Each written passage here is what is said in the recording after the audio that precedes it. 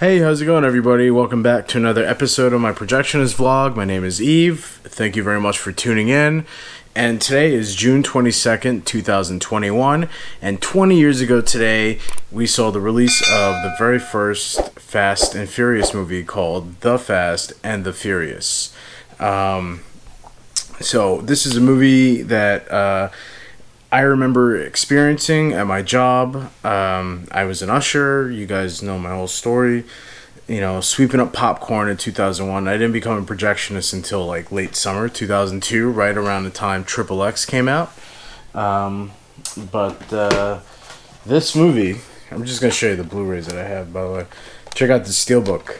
You know, it's a comic book Steelbook. I like it from Universal. This one's, I think, going to be pretty rare, or already is rare. You know, and you got this one which says the 20th anniversary edition right there. So, and I got the box set. So I'm gonna watch tonight the first Fast and Furious movie, maybe the second one. So anyway, going back to so 20 years ago today, the movie opened up, The Fast and the Furious. This was a movie at the time that nobody was expecting much from. You know, it was just kind of coming out. Vin Diesel was riding off of the Pitch Black movie. Paul Walker was relatively new. And he did a movie called Skulls, which was also in the year 2000. Kind of a month apart from like when Pitch Black came out.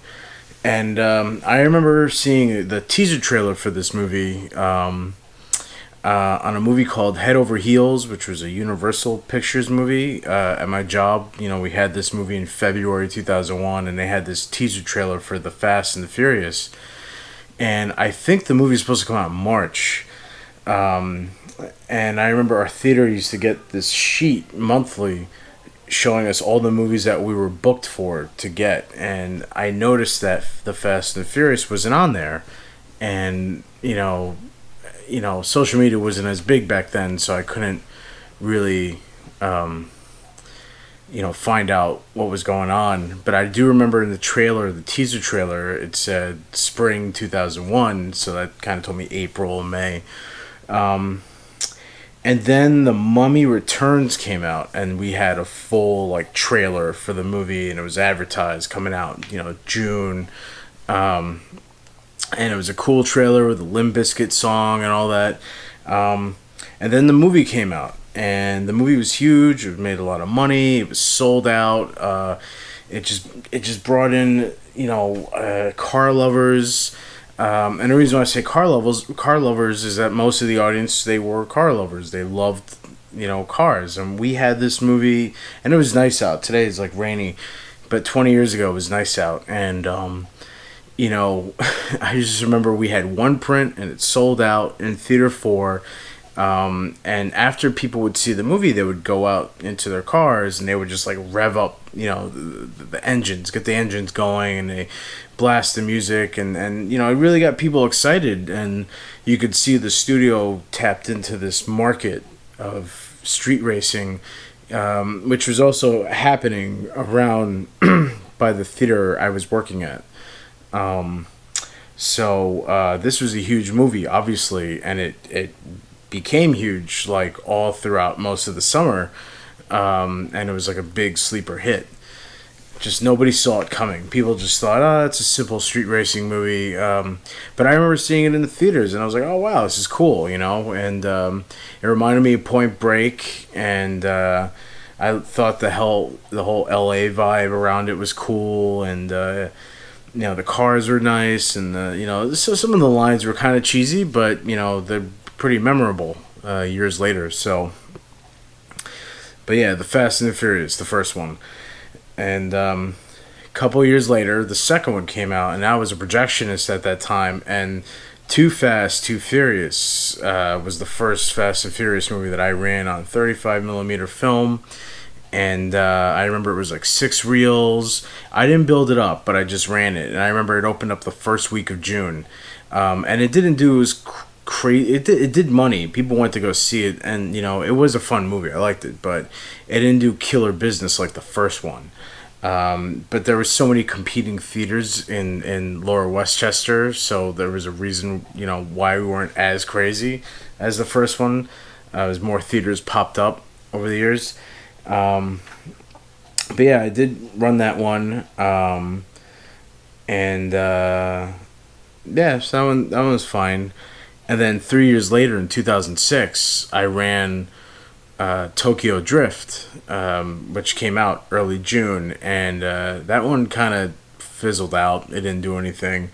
I guess due to the fact that Paul Walker and Vin Diesel weren't in it, except for the very end. But I got a story with Tokyo Drift. I remember we had it for a few weeks, and I had to like move some movies around, and I clamped up the film, but I didn't tighten it all the way, and I was bringing it to Theater 5, and as I was gonna put it on the platter, the clamp loosened up, and the ring popped out from the center, and the film just went all over the place.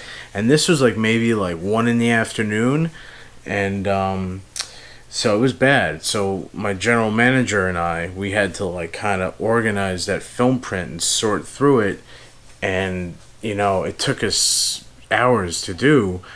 And he made a joke saying, "Oh, when we show this later on, we're gonna call it the Fast and the Furious Midnight Edition because it was all scratched up and all that, or probably would be." And we untangled it, we corrected it, we had to cut it and fix it and all that stuff, and we built it back up again, and it was fine. And we ran it. It was okay. It wasn't horrible. There was a couple scratches, extra dirt, but it was a good. We did a good job. And then 3 years later, Fast and Furious, the fourth one came out, and I ran that one on 35, and that came out I think April 2009.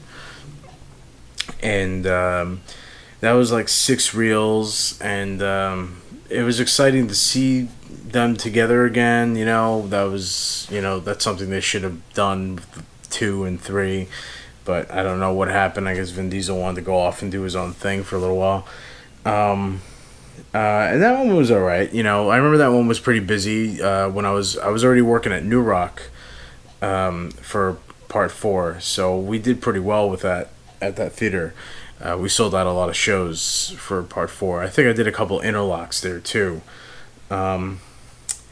But fast forward to 2011, 2 years later, part 5 comes out, and we already went digital. So Fast 5 was the first one to become, to come out in a post-digital world, and it was the first one to have an IMAX release.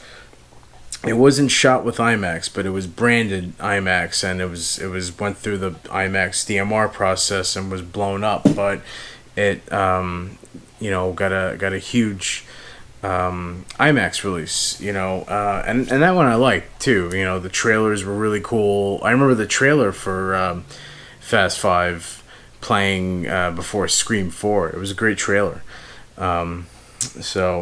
But that was it. Starting with Fast 5 and on, I kind of never really handled any of them on film. Just 2, 3, and 4, which I had a pretty good experience with overall, despite the story I told you about the Tokyo Drift film print. So now over here, I still have it. Cool. Yeah, perfect. So as part of is obviously I have a poster for collectibles of the Fast and Furious franchise. I have my original the Fast and the Furious poster. See that?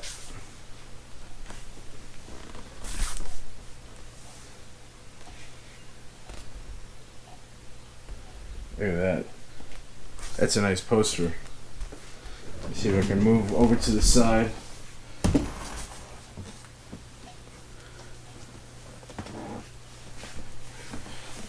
So this is the original theatrical one sheet. My theater we got a few of them, and I was able to get one. This is a great poster. I love the black and white, and I love the mixture of colors in here, the green and the red, maybe some orange, and you see like in the background. And it's a very intense poster. I think it's great. I love black and white posters.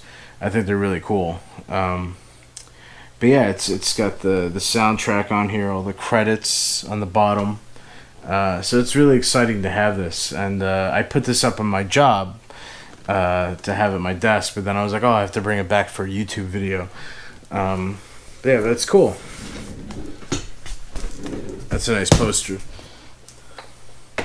The second best poster, I think the posters actually got kind of worse in the series. Starting with part 5, it was just like an image with all this headroom, and like Brazil, like a little bit of Brazil in the background. I just didn't like any of the posters. I think they're pretty bad. But the poster for part 4 and the poster for part 1 I like. Part 2 was an okay poster. I also have the soundtrack for the IMAX print. So you guys know this. Here you go. Fast 5 IMAX. So this is the entire audio for the film, but you need like a special kind of thing to like a special DTAC unit to like pop it in. You can't just like put this in anywhere. So this comes with the IMAX prints to sync up the sound. And one more thing here. Well, I actually have 3 more things, but 2 of them are at my job at a movie theater, which I have to make a video about. But I have the 35mm trailer for the Fast 5 with that really cool techno song. It was the trailer that, I think, trailer number 2 that played before Scream 4, and it says on this trailer, program with Scream 4. And I have the teaser trailer of the Fast and the Furious that I remember seeing for the first time, but I have a teaser trailer with the original label, and it's great condition.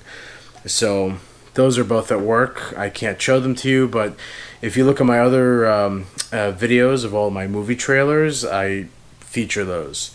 But I do have the trailer for the Fast and the Furious that played before prints of The Mummy Returns. This didn't play before, but this version, I think it's trailer 3. I'll show you. Now it says Fast and Furious, so it'll throw somebody off and they'll be like, oh, that's just the 4th one, but it's not the 4th one, it's the first one. No, it's the first one because Universal, they would print with these labels kind of with like a watermark of Universal, kind of stretched out, and the font is a little different. So this is like an early 2000s trailer. I'm trying to find a comparison, but I don't have one. But, by the late 2000s, Universal would have trailers that or neon green labels, and it was smaller font, kind of more together. So, but that's it. But yeah, 20 years, I can't believe it. I got to experience the first Fast and the Furious movie, and whoever thought at that time it would spawn the franchise that it is today, a big billion dollar, blockbuster. So, all right, everybody, thank you very much for watching. I hope you enjoyed. Please be sure to like, share, subscribe, and hit that notification bell to see more videos just like this.